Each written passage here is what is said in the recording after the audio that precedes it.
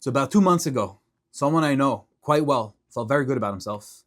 He was proactive and never did this before. He booked a round trip ticket for himself, for his family, to spend time with his in-laws for Sukkot. Had the confirmation, the email, he was ready to go. Gonna hop on the flight, his wife would be happy, his kids would be happy, they're going to the grandparents, exciting. Last week, his brother-in-law calls him up and says, I think you made a mistake. I want to be on the same flight as you, I want to coordinate this, but I think you booked on Simchas Torah. And he said, no, I didn't. I checked Google, I checked the Apple calendar. October 15th was the date of flight. October 14th, which means Atzeres and Simchas Torah, and October 15th was departure date. I'm good to go. His brother-in-law hangs up, goes and checks again the local calendar, and he calls back his brother-in-law and says, listen, I don't know what calendars you looked at, but I'm telling you, the 15th is Yontif. You booked the wrong date. And sure enough, he went back, he looked again, and he was wrong. After all his hard work, being ahead of things, he realized that he booked his return ticket for Simchas Torah. To make things worse, he booked a basic economy ticket. The kind of ticket that we hate, the one that says in big, bold letters over and over, no changes, no refunds, no modifications. He was frustrated, but he figured, okay, I'll work it out with United. Last week, he calls up, spoke to 5 reps. Each one told him the same exact thing. Sorry, sir, you booked a non-refundable ticket. You can pay the fare difference, however, and upgrade, but that's it. You know how much that upgrade and that fare changes? It was more than the original tickets. And he just felt depressed, frustrated, disappointed in himself and the whole situation. Like, what does God want from me? What's the situation? Why? And later that night, he actually felt the ray of hope.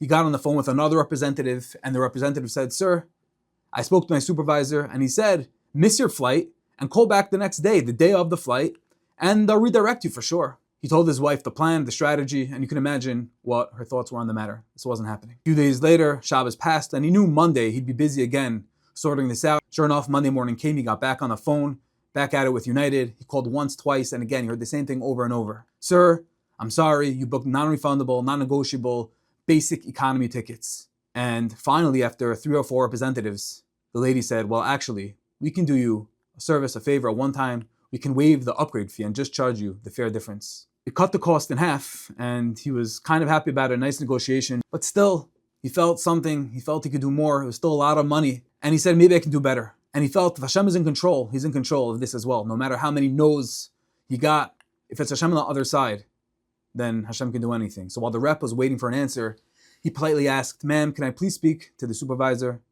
And she said, sir, I already spoke to the supervisor. And he said, please, just one more time, can you ask them? And she asked again and the same thing, sir, the best we can offer you now is we can waive the upgrade fee and you'll just have to pay the fare difference.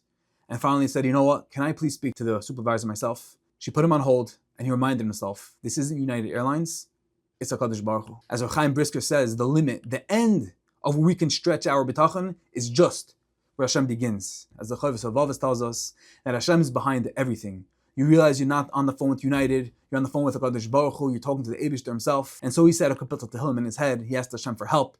He reminded and fortified himself that he truly believes Hashem can waive all the fees despite the bold black print that said non-changeable. And so the supervisor gets on the line, he tells her the story calmly, respectfully, and asks one last time. She came to the phone and said, sir, I understand your situation, but unfortunately the most we can offer you is to waive. And he said, realizing that he's talking to God himself. He said, ma'am, I made an honest mistake. He said, I have no leverage on you. I have the lower hand, but I simply ask you from your kind heart to see if you can consider waiving all of the fees. It was a mistake I simply couldn't prevent. The calendar had the wrong info.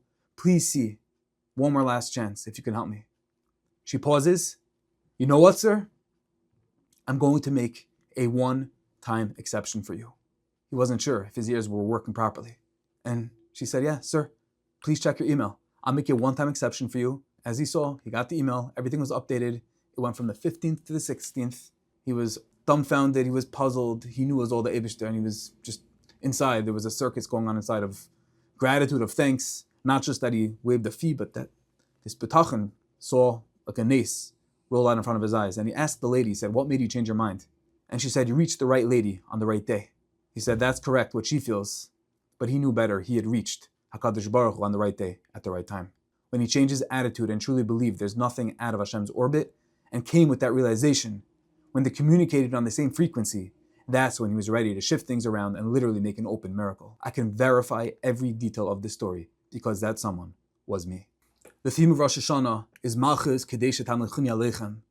Malchus in Rosh Hashanah means taking Hashem, putting Him in the center of our lives, into the daily grind. It's crowning Him, saying, Hashem Melech. It's not United, it's not the supervisor, it's not my boss, the CEO, the circumstances of life. It's not even me. It's all Hashem. There's so much